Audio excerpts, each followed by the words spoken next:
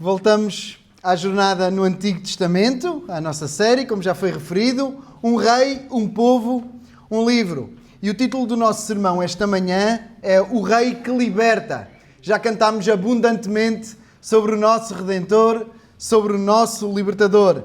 O Rei que Liberta. Nas duas últimas semanas, nós fizemos uma pausa na nossa série e fizemos uma pausa muito produtiva, diga-se. Com o Gabriel Graça, nós fomos desafiados e chamados a ser igreja, em Atos 2, e com o nosso Daniel nós fomos convidados a vir, a beber e a mergulhar nas águas da abundante graça de Deus, em Isaías 55.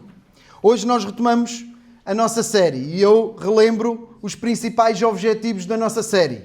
Nós queremos ficar com uma visão panorâmica. O que é isto? É uma visão global, uma vista resumida, uma vista de cima daquilo que é o Antigo Testamento e com a perspectiva clara do fio condutor da revelação divina no seu livro, que é a Bíblia. É através da palavra da Bíblia que Deus se revela. Este é o seu livro. Na realidade é um conjunto de 66 livros, escritos em épocas diferentes, até por autores diferentes, mas é o cânon, o livro conjunto da revelação de Deus. E qual é esse fio condutor? Qual é que é essa perspectiva que queremos, além desse panorama e dessa visão de cima, qual é este fio condutor que queremos que fique marcado nas nossas mentes para nos ajudar a ler toda a Bíblia?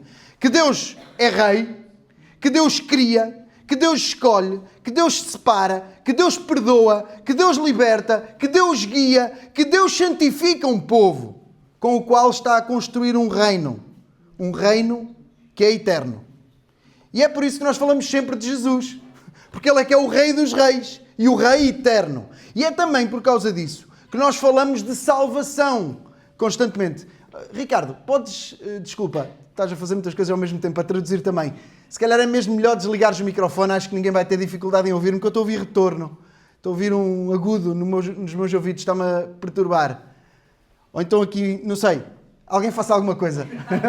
Obrigado. Estava eu a dizer, obrigado Daniel, estava eu a dizer que por isso também nós falamos de redenção, falamos de salvação, falamos da história da redenção, que é a história da nossa salvação. A história da nossa salvação começa no Antigo Testamento.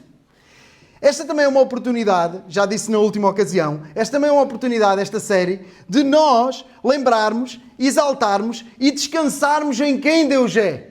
Nós descansamos nos atributos, nas características maravilhosas do nosso Deus. Mas é também uma oportunidade de nós lembrarmos, exaltarmos e descansarmos na obra que Ele faz, a salvação. Nós descansamos em quem Deus é e descansamos no que Ele faz. Ele é perfeito e aquilo que Ele faz é perfeito. Então, esta série é uma oportunidade também disso mesmo, de conhecermos Deus e conhecermos a obra de Deus. E à medida que nós vamos avançando neste panorama, nós vamos vendo diferentes aspectos da obra da salvação. Até várias fases, vários aspectos, vários passos da obra da salvação. Por exemplo, na última sessão com o meu pai, no capítulo 50 do Gênesis, nós falámos sobre perdão.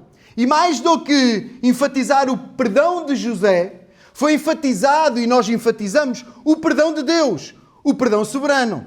Hoje, mais um passo. Nós vamos falar de libertação, de salvação. Perdão, salvação. E na próxima semana, com o irmão Humberto, nós vamos falar de santificação. Então, esta jornada também é uma oportunidade de conhecermos a obra de Deus, os vários passos, os estágios da nossa salvação. É a obra do Deus que salva, o Rei que liberta. É o nosso título esta manhã. Vamos então voltar a Êxodo. Agora no capítulo 12, podem abrir, já tivemos no 1, 2 e 3. Vamos ler no capítulo 12, o Gonçalo vai ler, vamos ler os primeiros 14 versículos e depois há um salto para o versículo 21. Então 1 a 14 e depois saltamos para o 21 até 28. Está bem? Vou dar só um bocadinho de tempo para que todos possam abrir. É fácil, é o segundo livro da Bíblia. Terminamos Gênesis e estamos em Êxodo. Já abriram todos? Vamos lá, podes ler, Gonçalo. E falou o Senhor a Moisés e a Arão na terra do Egito, dizendo: Este mesmo mês vos será o princípio dos meses. Este vos será o primeiro dos meses do ano. Falai a toda a congregação de Israel, dizendo: aos 10 deste mês, tome cada um para si um cordeiro, segundo as casas dos pais, um cordeiro para cada casa. Mas se a família for pequena para um cordeiro, então tome um só com seu vizinho perto da sua casa, conforme ao número das almas. Conforme ao comer de cada um, fareis a conta para o cordeiro. O cordeiro, ou cabrito, será sem mácula, um macho de 1 ano, o qual tomareis das ovelhas ou das cabras, e o guardareis até ao 14º dia deste mês, e todo o ajuntamento da congregação de Israel o sacrificará à tarde. E tomarão do sangue, e pô-lo-ão em ambas as ombreiras, e na verga da porta, nas casas em que o comerem. E naquela noite comerão a carne assada no fogo, com pães asmos, com ervas amargosas, e a comerão.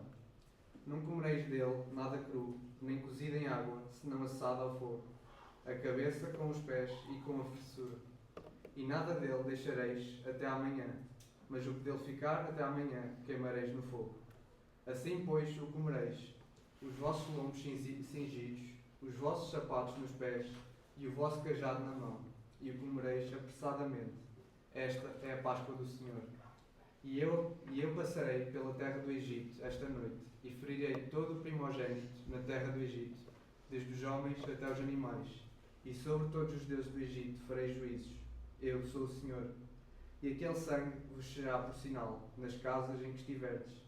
Vendo eu sangue, passarei por cima de vós, e não haverá entre vós praga de mortandade, quando eu ferir a terra do Egito. E este dia vos será por memória, e celebrá-lo-eis por festa ao Senhor. Nas vossas gerações o celebrareis por estatuto perpétuo. Chamou, pois, Moisés a todos os anciãos de Israel e disse-lhes: escolhei e tomai vós cordeiros para as vossas famílias e sacrificai a Páscoa. Então tomai um molho de sopo e molhai no sangue que estiver na bacia e lançai na verga da porta e em ambas as ombreiras do sangue que estiver na bacia. Porém, nenhum de vós saia da porta da sua casa até amanhã, porque o Senhor passará para ferir aos egípcios. Porém, quando vir o sangue na verga da porta e em ambas as ombreiras, o Senhor passará aquela porta e não deixará ao destruidor entrar nas vossas casas para vos ferir. Portanto, guardai isto por estatuto para vós e para os vossos filhos para sempre. E acontecerá que, quando entrardes na terra que o Senhor vos dará, como tem dito, guardareis este culto. E acontecerá que, quando os vossos filhos vos disserem: que culto é este vosso? Então direis: este é o sacrifício da Páscoa ao Senhor, que passou as casas dos filhos de Israel no Egito, quando feriu aos egípcios e livrou as nossas casas. Então o povo inclinou-se e adorou. E foram os filhos de Israel e fizeram isto, como o Senhor ordenara a Moisés e a Arão, assim fizeram. Obrigado, Gonçalo. Ó Senhor, mais uma vez te agradecemos pela tua palavra. Obrigado pela oportunidade que nos dás de mais uma vez abrirmos juntos. Ó Senhor, abençoa-nos, ajuda-nos. Precisamos muito de Ti, precisamos tanto de Ti, Senhor, e te pedimos que Tu nos ajudes, que Tu nos auxilies, que Tu me ajudes a pregar, que ajudes o Ricardo a traduzir e que nos ajudes todos a ouvir-te, Senhor. Queremos ouvir-te, precisamos de ouvir-te, Senhor. Ajuda-nos a contemplar o Teu poder, a Tua graça, a Tua misericórdia. Ajuda-nos a contemplar a libertação e a salvação que nos ofereces. Ó Senhor, só Tu és o Rei que liberta e nós queremos proclamar isso, queremos anunciar isso, queremos descansar e fortalecer a nossa fé, animar a nossa alma com esta verdade preciosa que Tu és o Rei que nos libertou, que nos guia pelo caminho, que nos tem na mão e ninguém nos pode roubar, Senhor, da Tua mão poderosa. Obrigado, portanto, ajuda-nos, Senhor, abençoa-nos, transforma-nos pela Tua palavra. Nós oramos pelo poder do Teu Espírito, que atua, Senhor, em cada um de nós com liberdade, com poder. Ensina-nos, Senhor, pela Tua palavra e transforma-nos, Senhor. Nós oramos, gratos e confiados, no nome de Jesus, o Cordeiro que nos substituiu. Amém.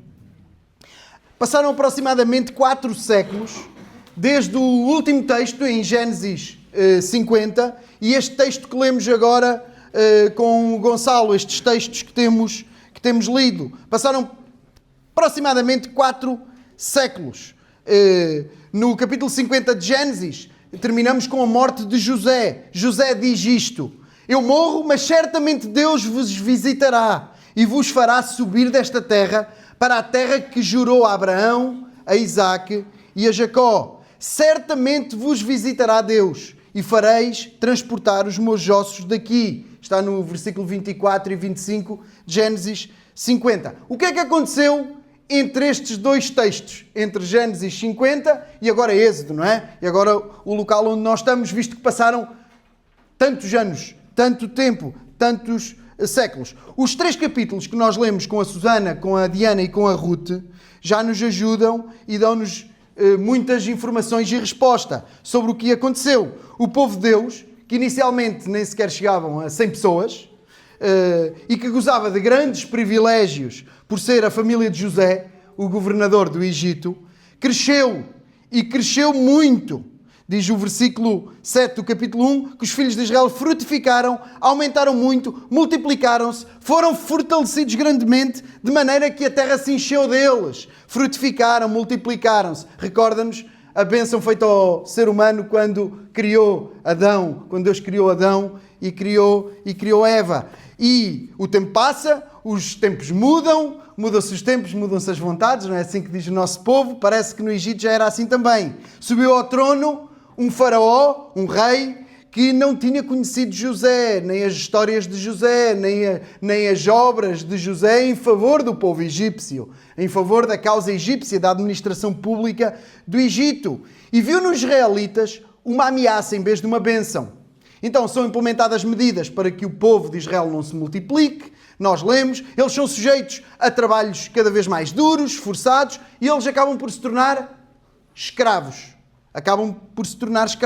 É neste contexto que nasce Moisés. E Moisés é uma personagem importantíssima na história da redenção, na história da Bíblia, particularmente no Antigo Testamento. Estes livros que estamos a ler foram escritos por Moisés. É o Pentateuco, a lei. Por isso é que no Novo Testamento, quando estudamos Marcos, por exemplo, ou quando vocês leem em vossas casas, muitas vezes, o que é que aparece a dizer? A lei de Moisés. É a lei de Deus, dada através de Moisés. É neste contexto que nasce esta personagem tão importante. Moisés, ele é escondido, depois acaba mesmo por ser lançado ao rio, nós lemos, e acaba até por ser adotado e criado como o filho da filha do faraó. Nós lemos o que aconteceu, lemos como ele depois já adulto, ele tem que fugir, acaba por fugir para o deserto, e vemos que é Deus que está a preparar os instrumentos da libertação. Deus está a preparar a libertação. Mesmo quando tudo parece mal, mesmo quando tudo parece errado, mesmo quando parece que o povo não terá escapatória, Deus está a preparar libertação. Deus não está longe. Deus ouve o clamor do seu povo. No capítulo 2 nós lemos com a Diana, no versículo 24. Ouviu Deus o seu gemido e lembrou-se Deus do seu concerto com Abraão, Isaque e com Jacó. Deus ouviu e Deus lembrou-se de Abraão, Isaque e Jacó. Podemos fazer aqui uma associação a Noé, quando aquela arca está ali a balançar de um lado para o outro, e Deus lembra-se que há uma arca algures na terra, no meio do mar. Toda a terra era ocupada por águas. Deus lembra-se, Deus ouve, Deus está perto, Deus lembra-se do seu povo e das alianças que faz. Deus não falha. Passaram 40 anos desde que Moisés saiu do Egito, desde que fugiu, e ele tem agora 80 anos. A história de Moisés, a vida de Moisés divide-se em blocos de 40 anos. 40 anos no Egito, 40 anos no deserto, em que Deus está a trabalhar nele, e 40 anos no deserto, a conduzir o povo de Deus até à terra da promessa, onde Moisés nunca vai entrar, mas foi o grande general e comandante daquele povo até à terra prometida. Ele tem 80 anos e Deus chama-o para libertar e conduzir o povo de Israel, o povo de Deus, à terra da promessa. Ele será auxiliado por uma personagem também importante. O sumo sacerdote Arão, que é irmão de Moisés. Podemos referir Miriam também, era irmã. Eram 3 irmãos. Moisés, Miriam e Arão. Será sacerdote, será dele a linhagem dos sacerdotes. Ele será auxiliado, ele usa muitas desculpas para com Deus, ele não tem capacidade, ele não fala bem, ele arranja muitas desculpas para não obedecer à voz de Deus. Então Deus diz que o irmão vai ajudá-lo. Eu falo contigo e Arão, o teu irmão, será o teu porta-voz. Versículo que lemos com a Ruth no capítulo 3, no versículo 14, diz: disse Deus a Moisés, eu sou o que sou. Disse mais, assim dirás aos filhos de Israel, eu sou, me enviou a vós. O eterno Deus, aquele que é o que é. Eu sou o que sou. É este Deus, o eterno, que convoca Moisés para libertar o seu povo.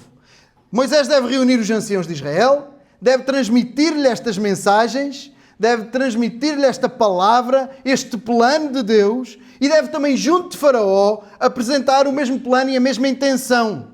O Deus de Israel, o Eterno, chama o seu povo à adoração na sua própria terra. É hora de regressar a casa. Faraó não deixará. O seu coração ficará endurecido, mais e mais, e mesmo passando o tempo e acumulando-se os sinais de Deus, ele não deixará sair o povo até à última praga.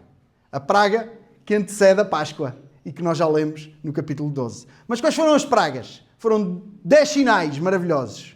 10 pragas. 10 pragas. Meninos, crianças e adolescentes, escola dominical, a história de Moisés, é ensinada ou não? Ensinada é. Agora se está na memória... Querem-me ajudar? Quais são as pragas? Quais são as pragas? Então, isto hoje está desfalcado, mas eu não estava à espera de tanto silêncio. Ninguém arrisca uma ou duas. David, tu sabes? Não? Nenhuma? Adolescentes mais velhos, querem ajudar? Gafanhotos. Acertaste, Priscila. Sangue. Sim. Diz. Era o mesmo. Gafanhotos, rãs, águas transformadas em sangue, já estão 3. Trevas. Deviam estar a fazer o que a irmã Florinda está a fazer. Não é para rir, é mesmo verdade. Deviam estar a fazer o que a irmã Florinda está a fazer. Era a folhear do capítulo 7 até o 11 e ver as pragas. Exatamente, eu vou citar rapidamente. A água transforma-se em sangue, uma epidemia de rãs, piolhos que se transformam, se levantam do pó, moscas, peste no gado, os animais dos egípcios morrem, chagas, úlceras atingem animais e homens, chuva de granizo, seraiva, os gafanhotos, as trevas, em que na casa dos egípcios está trevas durante 3 dias, mas na casa dos israelitas há luz e há claridade, e por fim, a morte dos primogénitos. O anjo da morte que atinge os primogénitos, o filho mais velho de cada família egípcia, forçando definitivamente Faraó a permitir a saída dos israelitas, dos hebreus. Foi assim que Deus tirou o seu povo do Egito. E é assim que nós chegamos ao nosso texto. O texto que antecede a concretização da última praga, da morte dos primogénitos. Este capítulo 12 que nós lemos 2 blocos. Uma primeira parte, do versículo 1 ao 14, é a instituição da Páscoa, ou seja, Deus dá instruções a Moisés e a Arão. Deus está a instituir, a dar o programa da festa da Páscoa, está a instituir a Páscoa. E depois, no segundo bloco que lemos com o Gonçalo, do 21 ao 28, nós temos a realização da primeira Páscoa. Moisés está a tornar real e concretizada a Páscoa, dando instruções ao povo de Deus. Entre os 2 blocos, do versículo 15 ao 20, nós não vamos considerar, mas tem instruções para a festa dos pães jasmos, pães sem fermento. Era uma festa que acontecia no seguimento da Páscoa e convocava os israelitas à pureza espiritual, além de lembrar das dificuldades da vida no Egito e daquela saída apressada. Mas nós vamos nos focar nestes 2 blocos, na instituição da Páscoa e na realização, na concretização da Páscoa pelo povo de Deus, ali no Egito, uma primeira vez, algo que depois será repetido ano após ano. Sobre a Páscoa. Páscoa significa literalmente passagem, ou passar por cima. Literalmente é o que significa Páscoa. Passagem, ou passar por cima. E o contexto é exatamente aquele que já referimos. A Páscoa refere-se a esta última praga, à 10ª praga, à morte dos primogénitos. Deus ordena o seu povo a marcar as portas das suas casas, as umbreiras, são aquelas laterais em madeira, pode não ser só madeira, mas naquele tempo certamente seria, em madeira, as umbreiras, e a verga, a viga, atravessa em cima, a marcar as bordas da porta com sangue de um cordeiro, para que ao passar o destruidor, o anjo da morte, passe por cima dessas casas que estão marcadas, não entre nessas casas e poupe os filhos de Israel.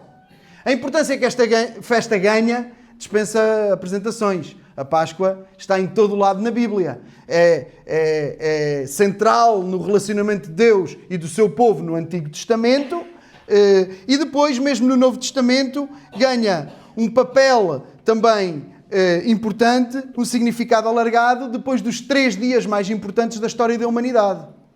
Sabem que dias foram esses?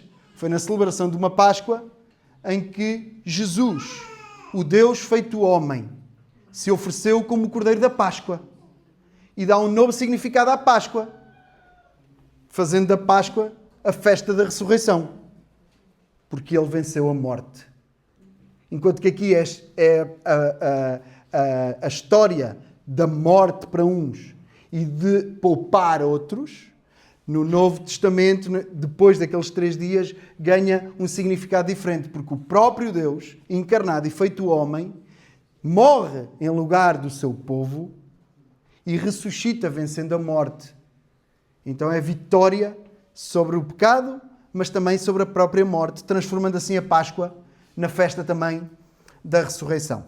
Vamos passar pelo texto rapidamente, até porque o nosso tempo vai voando mesmo. E já sabem, à medida que eu for falando, vocês vão olhando para as vossas Bíblias para acompanhar aquilo que eu vou dizendo. Primeiro bloco, a instituição da Páscoa. Deus está a dar instruções a Moisés e a Arão. E nós falamos de uma libertação antecipada e anunciada. Uma libertação antecipada e anunciada. No versículo 2, diz-nos que o que está a acontecer é tão importante, isto que está para acontecer é tão importante, que marcará o início do novo ano. Então vão passar o primeiro mês de cada ano vai passar a ser este. É algo novo que está a acontecer. Então é tão importante que vai marcar um novo começo. No versículo 3 e 4 diz-nos que cada casa deve tomar um cordeiro para si, deve escolher um cordeiro para si. Mas se for uma família pequena, deve juntar-se com a família do vizinho, com o vizinho do lado, com um objetivo duplo, de ser algo comunitário, um momento comunitário, nada solitário, mas comunitário, e também com um segundo objetivo, comer o cordeiro todo, para que não sobre nada. Então as instruções são mesmo estas, fazer as contas, está aqui o cordeiro, pesa 6 quilos, estou a inventar, não sei se pesa se não, mas está aqui o cordeiro, são 6 quilos, quantas pessoas são? Somos poucos, para comer o cordeiro todo. Juntamos com a casa do vizinho, tem uma família parecida com a nossa, então nós damos conta do cordeiro todo. Não é para sobrar cordeiro, não é para sobrar cordeiro. O versículo 5 diz-nos que o cordeiro ou o cabrito deve ser um macho de 1 ano e tem que ser perfeito, tem que ser imaculado, não pode ter qualquer defeito. E o versículo 6 vai nos dizer que na sexta-feira, à tarde, ele será sacrificado, num momento simultâneo e conjunto para toda a congregação, para todo o povo de Israel. Versículo 7. Com esse sangue, com o sangue desse cordeiro, devem ser pintadas as umbreiras e a verga da porta da casa dos israelitas. No versículo 8 até ao 10, diz-nos mais indicações, dá-nos mais indicações sobre a preparação do cordeiro. Não deve ser comido nada cozido ou nada cru, mas deve ser um assado no fogo. Então era cabrito assado no forno, cordeiro assado no forno. Deve ser comido com pão sem fermento, e ervas amargas. E não deve sobrar nada para o dia seguinte. Daí aquela logística de perceber a dimensão das famílias. Se sobrar alguma coisa, deve ser queimado no fogo. O versículo 11 diz-nos que é uma refeição para ser comida rápido e com pressa. Não é um banquete daqueles que nós estamos ali a comer 2 ou 3 horas. Também são bons esses banquetes, mas aqui era um banquete diferente. Era para comer com pressa. Era para comer rápido. E de uma forma muito particular. Eles deviam estar preparados para marchar e sair daquela terra. Deviam estar preparados para caminhar Egito fora. Eles deviam estar vestidos, calçados e com o cajado na mão. Era assim que eles deveriam comer aquela Páscoa. O versículo 12 diz-nos que naquela mesma noite, nessa mesma primeira celebração da Páscoa, o próprio Deus passaria pelo Egito para matar todos os filhos mais velhos das casas egípcias. Isto aplicava-se aos seres humanos. Todos os filhos mais velhos egípcios morreram. Todos. E aplicava-se também aos animais de todas as casas dos egípcios, triunfando assim sobre os falsos deuses daquela terra.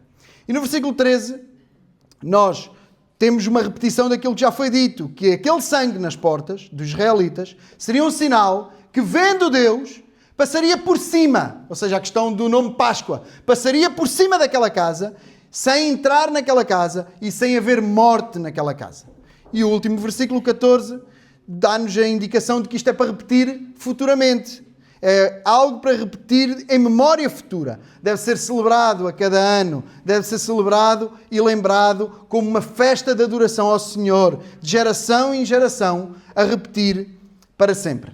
Passamos para o segundo bloco. Então olhem para o versículo 21 a 28. E aqui nós temos a realização da Páscoa. Já não é Deus a falar com Moisés e com Arão, é agora Moisés a falar com o próprio povo. É Moisés a dizer: eu recebi isto do Senhor, agora vocês façam. Então nós temos a libertação celebrada e ensinada na segunda parte. Libertação celebrada e ensinada. O versículo 21 diz-nos que Moisés chama o povo, transmite o que recebeu do Senhor e diz-lhes: escolham cordeiros para as vossas casas e famílias e sacrifiquem a Páscoa ao Senhor. Versículo 22. Com o sangue do cordeiro, molhem ou pintem, podemos substituir por pintar, com o sangue do cordeiro, pintem as ombreiras das portas das vossas casas e ninguém saia de casa até amanhã. Ninguém saia de casa até amanhã.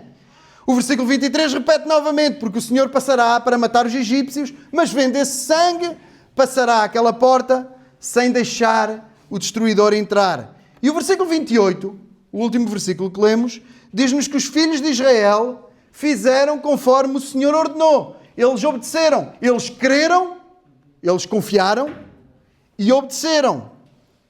Versículo 24 e 25 repete novamente o facto de que a festa é para repetir. Então é algo a repetir todos os anos, como o culto ao Senhor deve ser passado de geração em geração, deve ser celebrado na terra da promessa.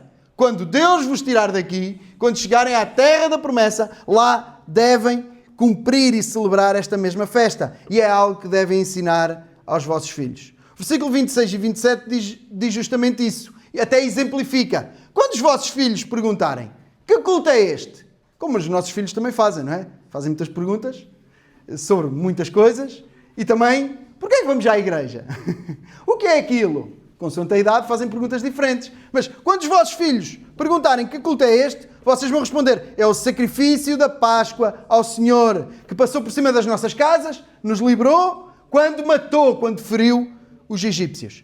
O final do versículo 27 e o versículo 28 demonstram a atitude do povo. O povo, em resposta, adorou, final do versículo 27 e versículo 28, obedeceu. O povo adorou diante da proposta de salvação de Deus, que seria celebrada e marcada antecipadamente. O povo adora e o povo obedece. Vamos avançar. Para aplicar de forma mais particular às nossas vidas, eu queria que nós olhássemos através dos vários grupos que o texto enquadra. Este texto enquadra vários grupos. Eu queria que nós olhássemos a partir dos olhos de cada um destes grupos para que pudéssemos aplicar estas verdades à nossa vida e à nossa realidade e conseguíssemos aprofundar o ensino deste texto. O que é que significou aquela primeira Páscoa para eles? A pergunta é esta. O que é que significou aquela primeira Páscoa para eles? Em primeiro lugar, para Moisés e para os israelitas que estavam no Egito naquela noite. Para Moisés e para os israelitas que estavam no Egito naquela noite. O que é que significou aquela Páscoa para eles? Vamos colocar-nos ali. Vamos tentar nos colocar nas sandálias daqueles que estão no Egito escravos e que agora estão prestes a sair porque confiam que Deus fará isso. O que é que significou esta primeira Páscoa? Significou libertação e salvação. Concordam comigo? Significou libertação e salvação. Pela fé, eles celebraram antecipadamente libertação.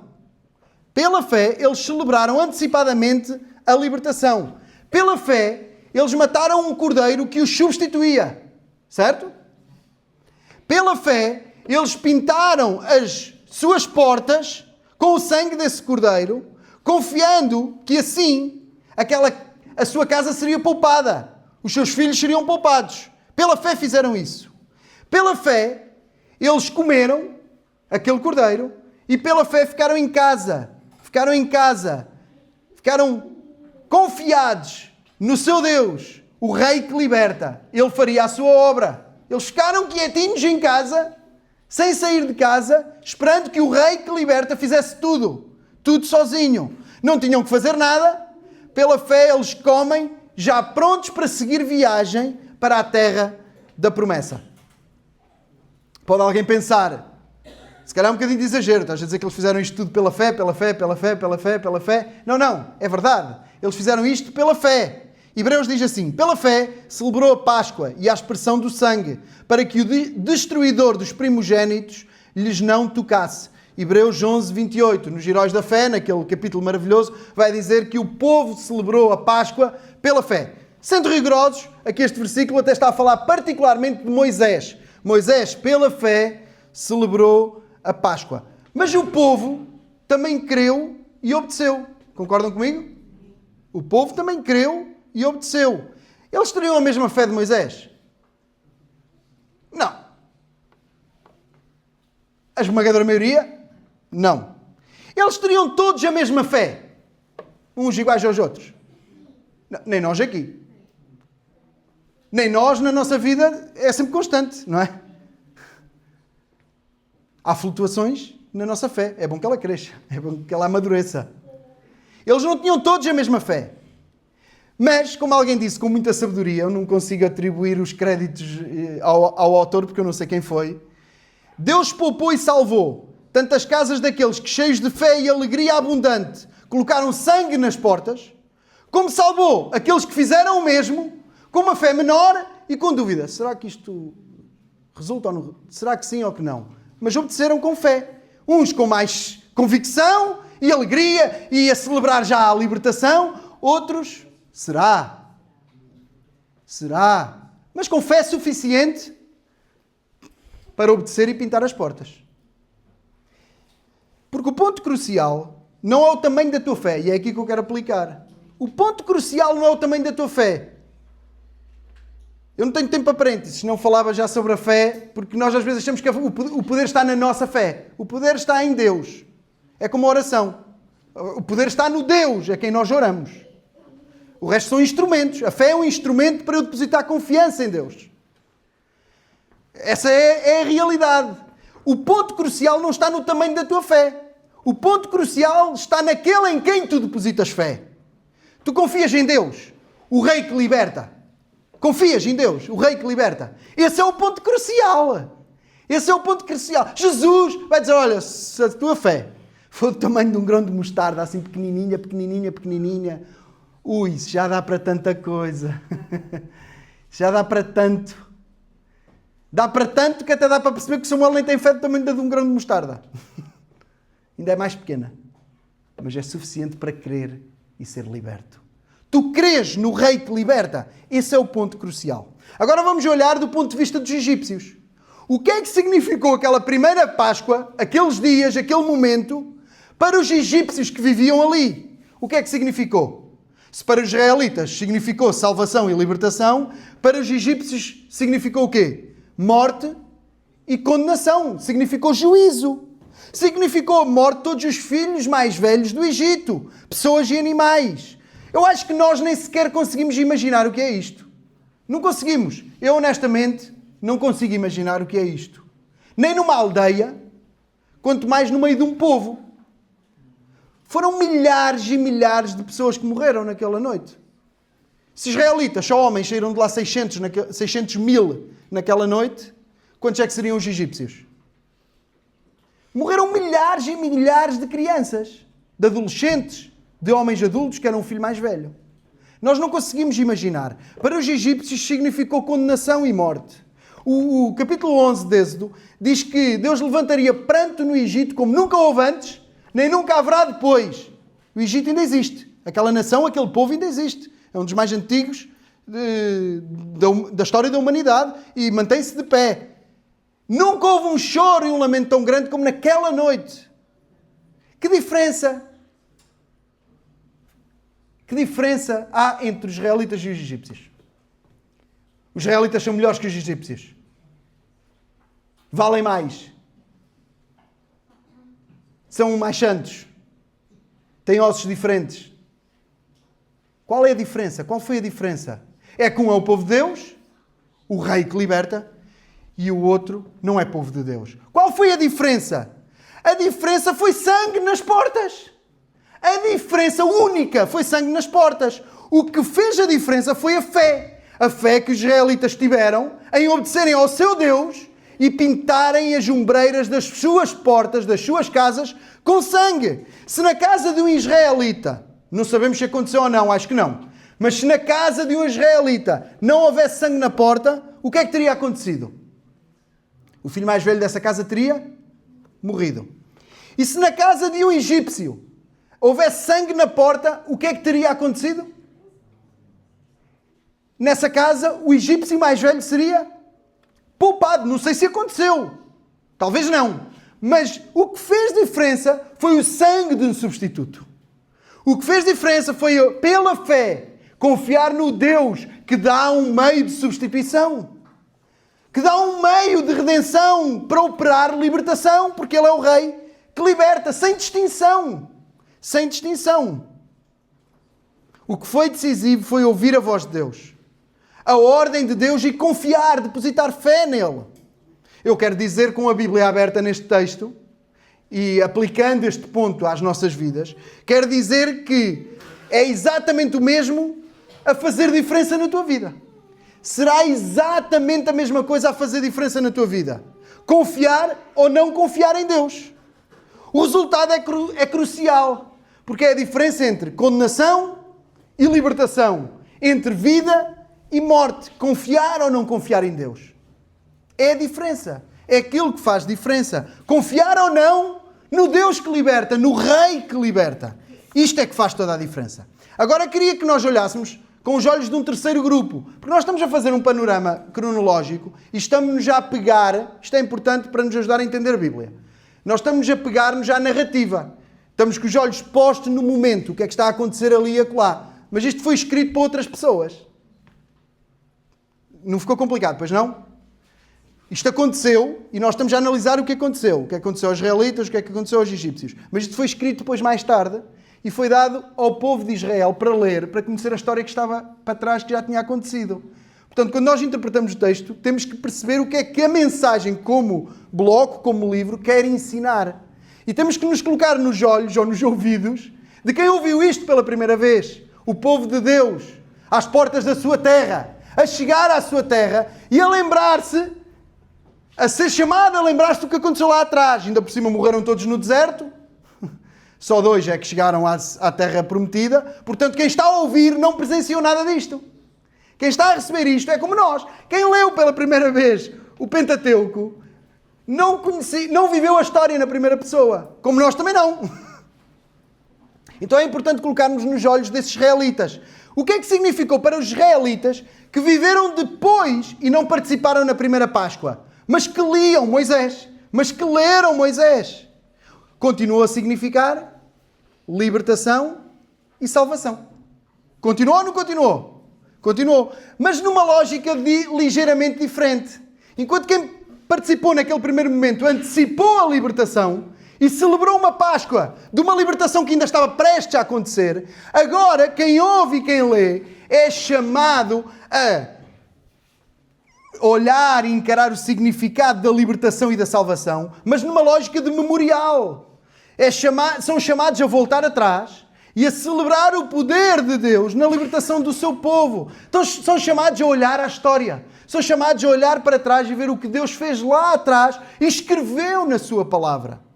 Significava recordar, relembrar e ensinar as gerações futuras para não esquecer o poder e a misericórdia de Deus. Significava voltar atrás, pôr os olhos para trás e perante a Bíblia dizer, perante a Torá, perante a lei de Moisés dizer, lá atrás tu foste misericordioso com os nossos pais. Lá atrás tu foste amoroso com os nossos pais. Tu és o Deus de todo o poder, tu és o Deus de amor, tu és o Rei que liberta. Eu creio, vou celebrar essa Páscoa. Era isto que significava a Páscoa para os israelitas que não a presenciaram na primeira pessoa. Era por isso algo a repetir como culto de adoração, uma festividade de adoração a Deus, e era por isso também algo a ser ensinado de geração em geração, aos filhos, aos mais novos. E é isso que eu quero aplicar também aqui a nós. Desafia-nos exatamente ao mesmo, com este texto aberto, desafia-nos exatamente ao mesmo. Relembrarmos a nós mesmos a graça de Deus nas nossas vidas.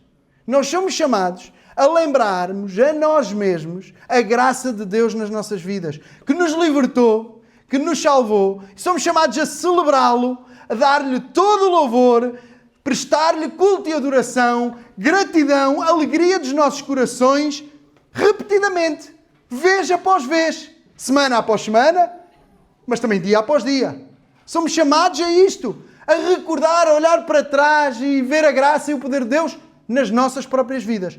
E somos também chamados a esta passagem de testemunho, a ensinar às nossas crianças, aos nossos filhos, aos mais novos, esta mesma verdade que o Rei que liberta é gracioso e tem poder para libertar. Tem o amor, tem a afeição, tem o desejo de libertar, mas depois tem o poder, tem a força de libertar. Nós somos chamados a isso mesmo.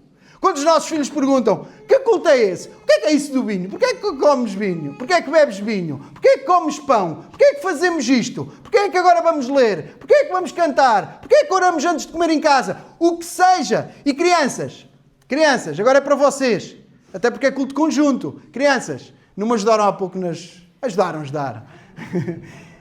Ajudaram. Estas coisas são para vocês. Não são só para nós, são para todos. São para todos. Estas coisas são para todos. São para todos nós. É o próprio Deus na Bíblia, quando dá exemplo ao povo de Israel do que vai acontecer no futuro e como eles vão passar de geração, usa-vos a vocês, crianças. Diz assim, os vossos filhos vão perguntar, que culto é este? Então, crianças, façam perguntas sobre a fé. Façam perguntas sobre a Bíblia. Leiam a Bíblia. E quem não souber ler, faça perguntas. Faça perguntas.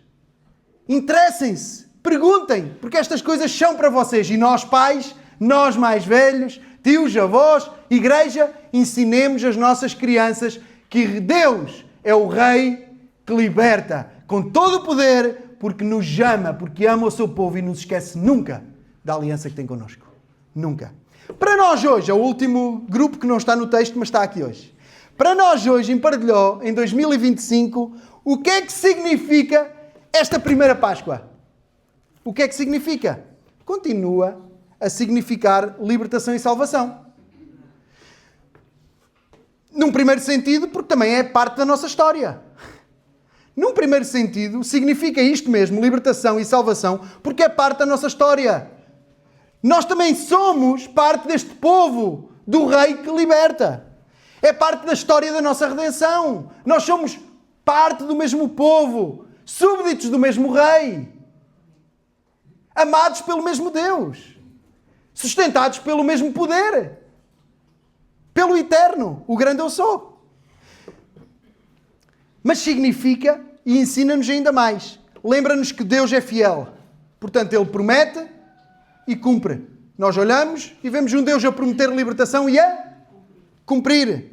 Lembra-nos mais. Lembra-nos de um Deus que é gracioso e atento ao clamor do seu povo. Ele ouve os gemidos, o clamor, a angústia do seu povo. E o que é que ele fez? Respondeu, trouxe libertação. Lembra-nos mais. Lembra-nos que ele, além de ser gracioso e ter afeição para salvar, ele tem poder para o fazer, porque ninguém o pode impedir. Ele é o Rei que não pode ser impedido. Ele é soberano. Ensina-nos que Deus não só ouve e atenta para nós com compaixão e perdão, mas que também liberta. Ensina-nos que Deus não só atenta para nós com compaixão e perdão, mas também com um braço forte para nos libertar. Ele tem todo o poder para isso. Atentem bem para isto. Que seria do povo de Deus se Deus descesse apenas para ouvir as suas queixas contra os egípcios e não os pudesse livrar? O que é que seria do povo de Deus se Deus descesse só para ouvir as queixas de Israel em relação aos egípcios? Seria isto verdadeira salvação?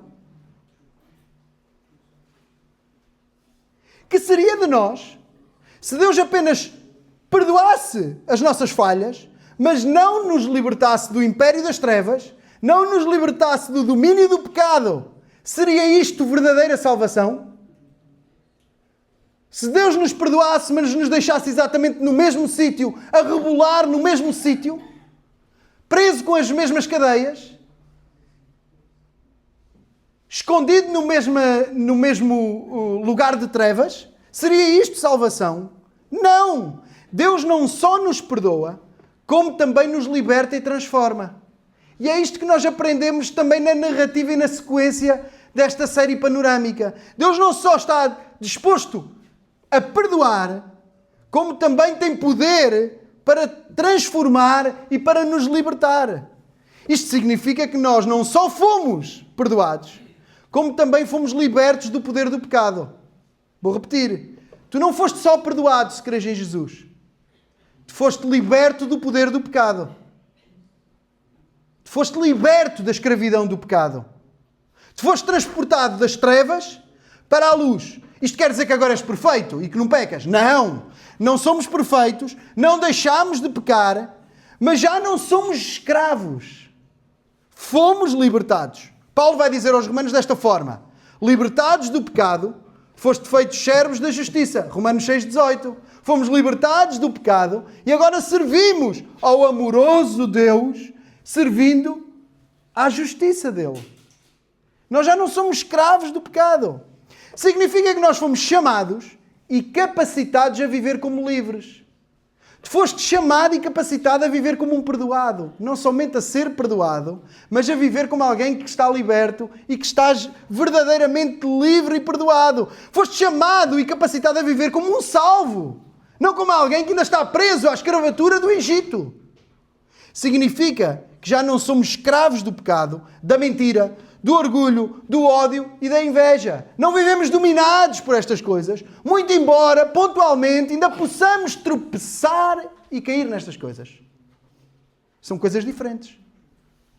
O povo de vez em quando reclamava de Moisés e queria voltar ao Egito. Epá, aquilo lá tinha uns alhos porreiros, dava para fazer uns temperos diferentes do que há aqui no deserto. A linguagem é atualizada, mas era mais ou menos isto.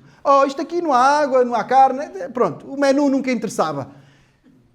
Mas eles já não estavam no Egito. De vez em quando tropeçavam na sua fraqueza e queriam voltar lá para trás. Acontece connosco igual. Mas já não estavam no Egito. Nós também tropeçamos. Mas já não estamos amarrados por Satanás, nem pelo pecado, nem estamos nas trevas. Em suma, aquela primeira Páscoa transportava os israelitas no Egito para a terra prometida pela fé. Aquela primeira Páscoa transportou os israelitas que estavam no Egito para a terra prometida já pela fé. Aquela primeira Páscoa transportava os israelitas já na terra de volta ao Egito para os dias da libertação, para recordar com gratidão e adorar a Deus e ensinar os seus filhos. Aquela primeira Páscoa, para nós hoje aqui em Pardelhó, transporta-nos para a cruz do Calvário. Transporta-nos para Jesus, para a nossa libertação, para o nosso libertador. Não é uma libertação física, logística, geográfica, social ou política, do Egito ou de Pardelhó para qualquer outro lugar, mas uma libertação muito maior, das trevas para a luz, do pecado para a comunhão com Deus. A determinada altura Paulo vai dizer isto, já não aos romanos, mas agora aos coríntios: limpai-vos, pois, do fermento velho, para que sejais uma nova massa, assim como já estáis sem fermento. Porque Cristo, nossa Páscoa, já foi sacrificado por nós.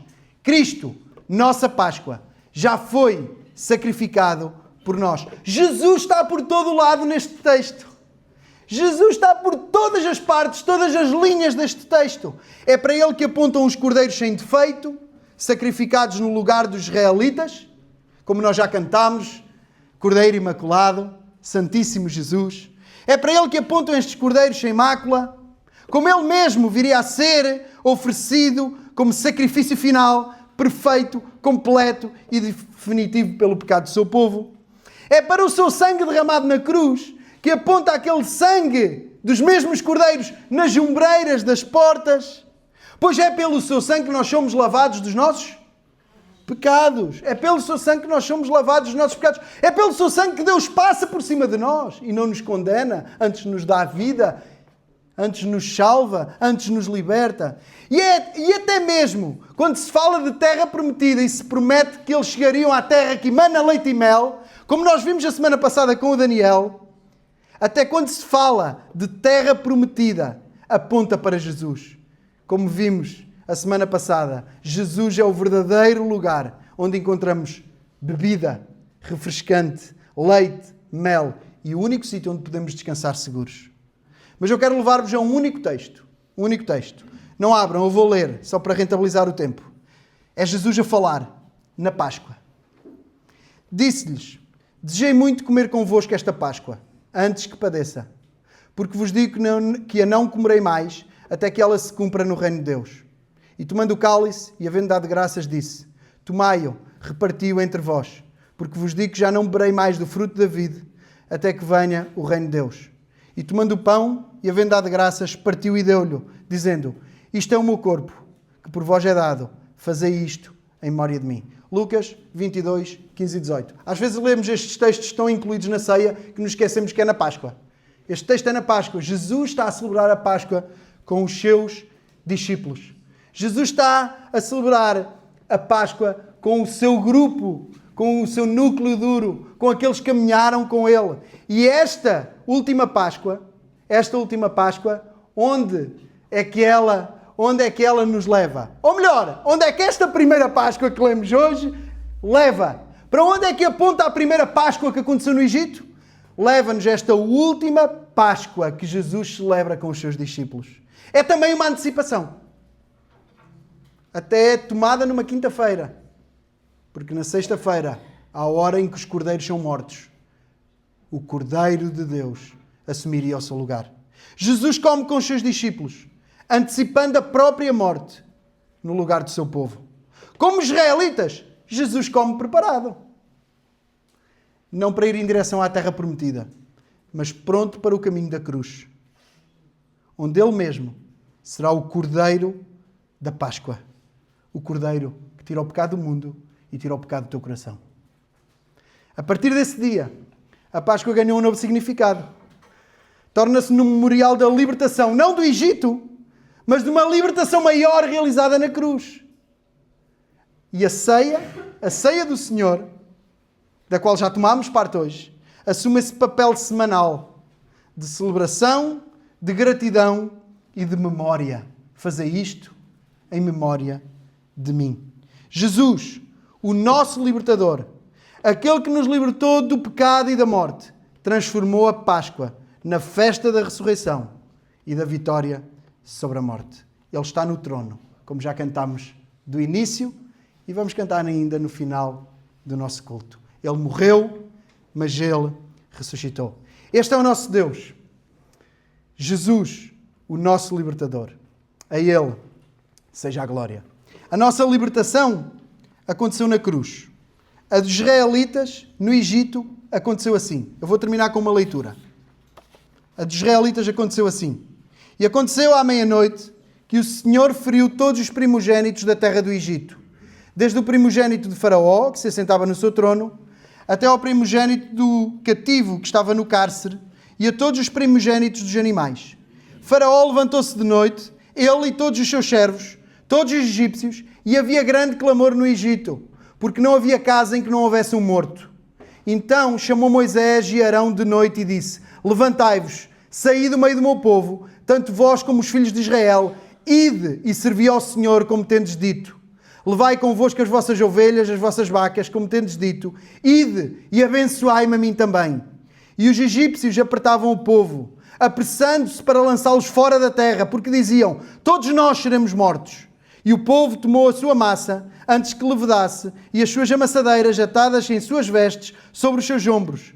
Fizeram, pois, os filhos de Israel conforme a palavra de Moisés, e pediram aos egípcios vasos de prata, e vasos de ouro, e vestes. E o Senhor deu graça ao povo aos olhos dos egípcios. E estes emprestavam-lhe, e eles os despojaram. E eles assim despojaram os egípcios. Assim partiram os filhos de Israel de Ramsés para Sucote. Coisa de 600.000 de pé, somente homens, sem contar os meninos. E subiu com ele uma mistura de gente, ovelhas, vacas e uma grande multidão de gado. Cozeram bolos asmos de massa que levaram do Egito, porque não se tinha levedado, porquanto foram lançados do Egito, e não se puderam deter, nem prepararam comida. O tempo que os filhos de Israel habitaram no Egito foi de 430 anos. E aconteceu que, passado 430 anos, naquele mesmo dia, todos os exércitos do Senhor saíram da terra do Egito. Esta noite se guardará ao Senhor, porque nela os tirou da terra do Egito. Esta noite é do Senhor, que devem guardar todos os filhos de Israel nas suas gerações. Vamos orar. Ó Senhor, nesta manhã, uma vez mais, o nosso coração se alegra de tanta graça, tanta bondade, tanto amor, tanto perdão, Senhor, que é trazido na nossa vida, tanta esperança que nos é lembrada. Senhor, nesta manhã, o nosso coração, uma vez mais, se regozija em Cristo, o nosso Salvador, o nosso substituto. Senhor, nós não éramos merecedores, nós vivíamos escravos das nossas loucuras, dos nossos pensamentos, das nossas formas de agir. Mas pela Tua graça, Senhor, Tu nos tens uma vez mais cativado, nos tens atraído, nos tens revelado o Teu amor e o Teu poder libertador. E nós Te louvamos, Senhor, porque isso é verdade. Isso não é uma utopia, não é uma filosofia, não é uma invenção humana. Tu és o Deus que liberta, Tu és o Deus que salva, Tu és o Deus que perdoa, Tu és o Deus que transforma, Tu és o Deus que adota homens e mulheres que não merecem o Teu amor para serem chamados Teus filhos, para serem Teu povo. Senhor, nesta manhã nós estamos gratos, Senhor, porque aqui neste lugar, uma vez mais, estamos alguns desses milhares de milhões de homens e mulheres que reconheceram o Teu poder, a Tua obra e creram pela fé em Ti, uns com mais convicção, outros com mais dúvida, uns mais convictos e fortes, outros mais temerosos. Mas pela Tua graça, Deus, tem crido em Jesus como Seu Senhor e como Seu Salvador e tem experimentado essa alegria, essa esperança, essa segurança de que também um dia celebrarão contigo a Páscoa, frente a frente. E poderão adorar, em verdade, aquele que os salvou, aquele que os libertou, aquele que os perdoou, aquele que foi paciente com eles em todo o tempo, aquele que os restaurou e os tornou seus filhos. Senhor, obrigado, Senhor, por essa alegria, obrigado por essa esperança. Senhor, isso também nos dá a esperança para, uma vez mais, para aqueles que ainda não têm essa alegria, essa esperança, essa segurança em Cristo. Oramos, Deus, para que verdadeiramente eles também sejam atraídos a Ti, e sejam lavados pelo sangue do Cordeiro, e sejam, Deus, atraídos a esse povo, sejam incorporados nesse povo amado, esse povo escolhido por Deus, o soberano, o Rei, o Senhor sobre todas as coisas.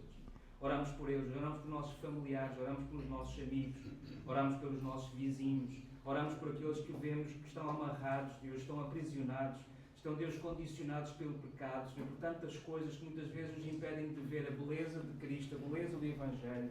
Oramos para que o Teu poder, pelo Teu Espírito, pela Tua Palavra, venha também sobre as suas vidas, Deus, e haja salvação uma vez mais para as suas almas neste dia, Senhor. Nós Te pedimos isso, uma vez mais, Senhor, com um coração grato, Senhor, com um coração regozijado, porque Tu és fiel, Senhor.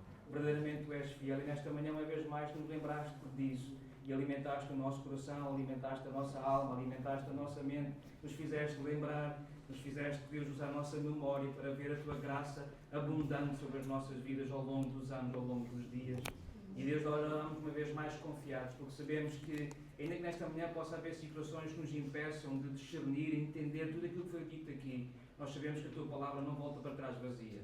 Ela fará, de facto, fruto, ela produzirá fruto, Deus, na vida daqueles que a ouviram, e é isso que nós Te pedimos. Uma vez mais, Senhor, com gratidão por Jesus, nosso Senhor, nosso Salvador, aquele que é Senhor sobre todas as coisas. Amém. Amém.